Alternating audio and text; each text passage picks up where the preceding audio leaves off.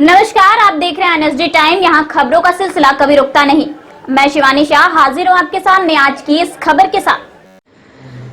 खबर पटना से है, जहां पर अंतर्राष्ट्रीय नशा निषेध दिवस 26 जून 2022 के अवसर पर युद्ध मोबिलाइजेशन 4 नेशनल एडवर्टाइजमेंट यमुना द्वारा संचालित दिशा नशा उपचार संपूर्ण आवास केंद्र Patna, narcotics control bureau Patna एवं आर्थिक अपराध इकाई पटना के द्वारा संयुक्त रूप से जागरूकता अभियान के तहत सेमिनार का आयोजन सुबह 10:30 बजे से दिशा नशा उपचार संपूर्ण आवास केंद्र पाटलिपुर कॉलोनी पटना के प्रांगण में किया गया। आइए देखते हैं पटना से हमारे संवाददाता मुकेश कुमार की ये report. Bank employees federation of India के अखिल भारतीय महासचिव। सर, आज का जो ये कार्यक्रम है किस विषय वस्तु पे आप लोग फोकस कर रहे हैं? आज हमारा Punjab national bank staff union के 14वां द्विवार्षिक सम्मेलन है बिहार झारखंड स्टेट की। अभी हमारे सामने जो सबसे बड़ा मुद्दा है वो है बैंकों की निजीकरण, सरकारी बैंकों की निजीकरण। और हर एक ऐसे सम्मेलन, हर एक ऐसे सभा से हम यही कार्यक्रम लेते हैं ताकि हम सरकारी बैंकों के, सार्वजनिक बैंकों की निजीकरण का विरोध करें। आज भी हम लोग इस बारे में ही खास करके चर्चा करने वाले हैं। लगातार बहुत सारे बैंक जो फेडरेशन है, इस तरह की जो संस्था है, वो लगातार इस विषय वस्तु को उठा रही है। सरकार की तरफ से कुछ सुगबुगाहट नज़र नहीं आ रही। आप लोग इसके बाद का क्या स्टेप लेंगे? नहीं, यही सबसे बड़ी दुख की बात है। जब भी हम हड़ताल करते हैं, स्ट्राइक की ऐलान करते हैं, तो सरकार की तरफ से आते हैं, अधिकारियों आते हैं, लेकिन उनकी बातों से कभी कोई पॉजिटिव रिस्पांस नहीं मिलता है। इसीलिए हर समय वो कहते हैं अभी कुछ फैसला नहीं हुआ है, अभी हमने कुछ सोचे नहीं है। लेकिन हम देखते हैं मीडिया वालों से, आपसे भी, कि नीति आयोग का फैसला हो चुका है। कौन 2 सरकारी बैंक है जो उनकी निजीकरण होगा।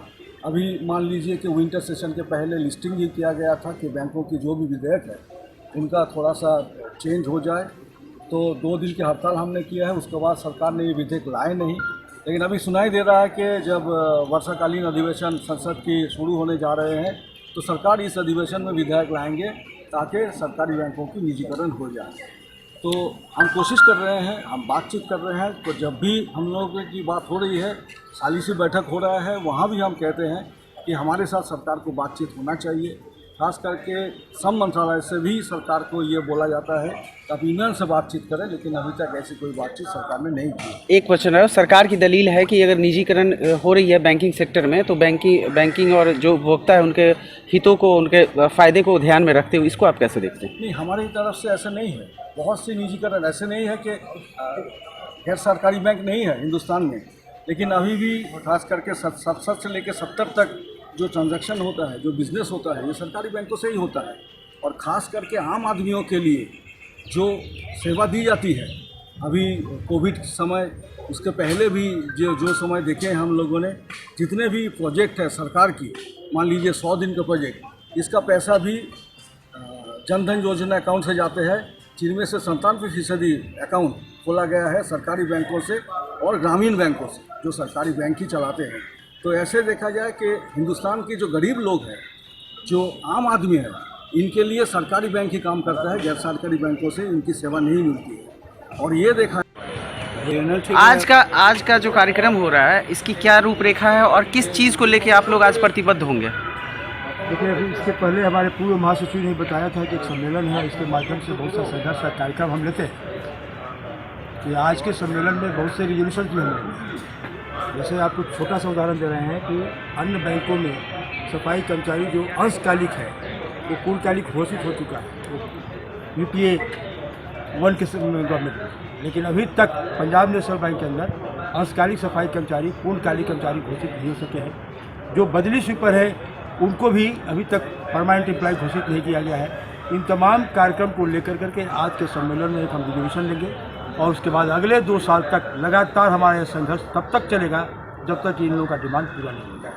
इसी कड़ी हमारी रिजोल्यूशन ये भी है कि जो कर्मचारी अधीनस्थ कर्मचारी, जैसे हमारे यहाँ लिपिक संवर्ग से अधिकारी संवर्ग में सीनियरिटी पर प्रमोशन होता है, लेकिन जो चपरासी साथी है उनके यहाँ सीनियरिटी से प्रमोशन का प्रावधान लिपिक संवर्ग में नहीं है, उसका रिजोल्यूशन लेंगे।